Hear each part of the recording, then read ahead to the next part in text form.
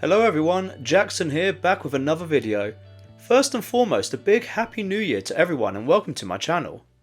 The Bad Batch Season 2 Episode 1 and 2 aired this week following a near 18-month absence, and I'm here to discuss whether or not it was worth the wait. I will be providing a brief recap of Episode 1 and 2, followed by my overall thoughts and review score. For anyone that hasn't watched it yet, this is your spoiler warning.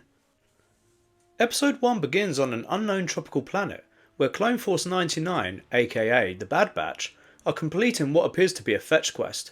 Hunter, Wrecker, and Echo are seen fleeing from a swarm of crab-like creatures along the shoreline, trying to make their way back to their marauder ship. Omega and Tech are stationed at their ship when they receive comms from Hunter that they need reinforcements and a pickup. As Tech prepares the ship to support the rest of the team, they quickly become under attack by the crab creatures. Omega shows off her new proficiency with a bow, and acrobatically attacks the crabs, freeing the marauder to go help the rest of the group. Tech and Omega rescue Hunter, Wrecker and Echo and secure the package, heading off-world. A job well done. The Bad Batch make their way back to Sid's canteen, and that's where we find out that they're still working jobs for her. The crew are introduced to a pirate called Fee, who banters the Bad Batch about their appearance before leaving. Sid informs the gang that she has a new job for him, courtesy of Fee's intel regarding a huge score that would give them all enough credits to disappear forever and live freely. The slight caveat here though is it's Castle Sereno, Count Dooku's old palace, and it's under Imperial occupation. After some deliberating and brief tension, the Bad Batch agreed to the job and set off for the planet Sereno.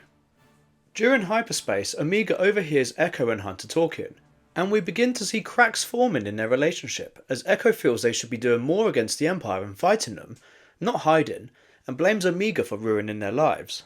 The Bad Batch land on the planet and Operation War Chest begins. We learn that Sereno suffered the same fate as Kamino, as the city has been orbital bombarded by the Empire. The squadron of clone troopers have almost finished loading the last of Count Dooku's war chest onto the transport frigates, and the team split up, with Hunter going solo to distract the clone troopers whilst the rest of the team make their way to the shipping containers. The team find the high value crates they were looking for, stacked full of gold and jewels, and Hunter creates a diversion by blowing up 2 escort ships to draw the clone troopers away from them. However, this backfires and the clone troopers lock down the container whilst Echo, Tech and Omega are still inside. Wrecker manages to escape the container and joins Hunter, and both of them begin to engage with the clone troopers whilst trying to free the rest of the Bad Batch from the container. Hunter and Wrecker quickly realise that they can't help as the ship begins to take off and head into the planet's atmosphere, so they both flee into the nearby palace. As they head into the throne room, the clone troopers begin to quickly surround them, and Hunter starts looking for a way out. Echo, Tech and Omega try and find a way off the ship, and soon realise that the troopers have released all the escape pods, trapping them on board. Omega informs Tech and Echo that as it's a freighter ship, the containers should have re-entry thrusters, and they could escape inside them. The episode finishes with Hunter and Wrecker escaping the clone troopers through a hidden platform lift in the throne room, and Echo, Tech and Omega jettison from the freighter ship in the container, hoping the thrusters will activate and save their lives. Episode 2 begins with them rapidly falling through the sky when the thrusters finally kick in, guiding the container back to the ground. Unfortunately for them though, it crashes into the forest, and then finally stops hanging over a cliff. Just as they think it's stopped completely, and that they are safe back on the ground, the container starts to fall again, and lands hundreds of meters down on a new cliff edge, resulting in some of the cargo crushing Tech's left leg and causing a fracture of the femur. Echo leaves the container and realises they remain in a precarious position, and again manage to climb up the cliff and use rope to help Tech up the cliff face. They decide to leave the loot as they need to find cover and lay low before the clone troopers find them. As they head into the forest, Omega realises that they are being followed and gets the drop on a man called Ramar, a Sereno native. Echo, Tech and Omega learn from Ramar that the Empire destroyed their cities, and that's why they are all living now in the forest. Ramar agrees to help them as he wants them gone ASAP, just like the Empire. Omega overhears Tech and Echo arguing about the Empire, and Echo continues to remain frustrated about them doing nothing. Echo leaves to scout the area, and Tech agrees to help Ramar with repairing a Serenian archive, full of Sereno's culture and history. Omega takes the opportunity to sneak out and heads back to the container crash site, where she tries to get the loot and complete the mission. Meanwhile, Hunter and Wrecker continue their escape from the palace, and make their way into what remains of the city with the troopers on their tail. As they attempt to make their way back to the marauder ship through the city, the clone troopers begin to create a perimeter and box them in. Hunter and Wrecker spot some old separatist tanks that they could use to break through the clone trooper perimeter, but quickly realise they aren't operational. Wrecker manages to direct power to the tank's primary gun and uses it against the troopers, causing absolute havoc and destruction, and creates an opportunity for them to escape. Echo and Tech go after Omega when they realise that she's missing, and they know that she's gone back to the container. Unfortunately for them though, the clone troopers have also found the container site, and they start opening fire on both Echo and Tech. Tech draws the fire away so Echo can go into the container and rescue Omega.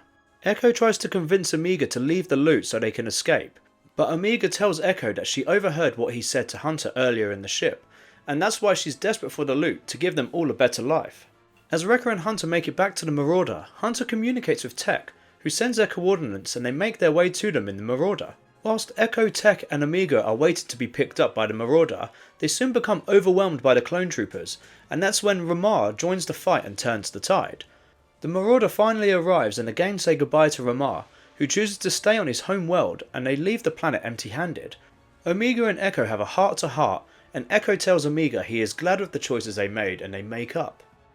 As the episode closes, Vice Admiral Rampart arrives on Sereno and grills clone Captain Wilco about his mission report. Rampart informs Wilco that he needs to write a new report, one that doesn't mention Clone Force 99, as he cannot allow Governor Tarkin to find out that they didn't die on Kamino, as it will have repercussions to Rampart's position. Captain Wilco refuses and Rampart kills him in cold blood, ending the episode. The opening 2 episodes were solid entries into Season 2 of The Bad Batch, and I thoroughly enjoyed watching them. However, I am growing bored of fetch quests and job of the week type episodes that have plagued a lot of the Star Wars Disney shows, and I hope the season isn't full of them.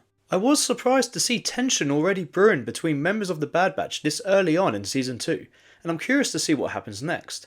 I wouldn't be surprised if Echo leaves the group during the season, but I'm not sure where he would go as he hates the Empire. I guess maybe he'll join Captain Rex and the other clones that have defected though.